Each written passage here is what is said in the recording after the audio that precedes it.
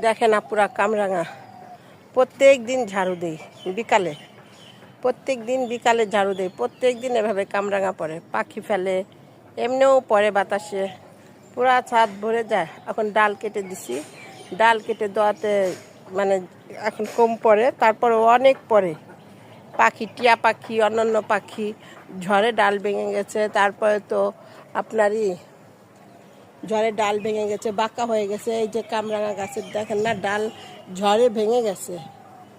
কিছুদিন আগে যে ঝড় হলো, ওই যে কলমের সাথে বেঁধে আছে, রডের ভিতরে ডাল বেঁধে আছে, ভেঙে ও যে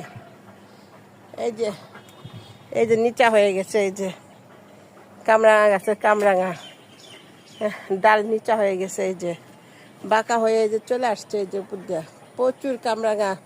প্রত্যেক দিন ঝাড়ু দেয় বিকালে, প্রত্যেক দিন বিকালে ঝাড়ু দেয়। বাচ্চার পরীক্ষা, পারিও না, তারপরেও করতে হয়, কি করব। ছাদে এত পরে দেখা যায় যে বৃষ্টির পানি জমে যায়, কামরাঙা পড়তেই থাকে, পড়তেই থাকে, তারপরে তো পানি জমে যায় বৃষ্টির। কি যে করি, মানে ঝাড়ু দিয়ে শেষ করতে পারি না, এমন অবস্থা হয়। এই যে সব কামরাঙা, বিকালে আরও বেশি হবে, ফেলবে কামরাঙা ফেলবে।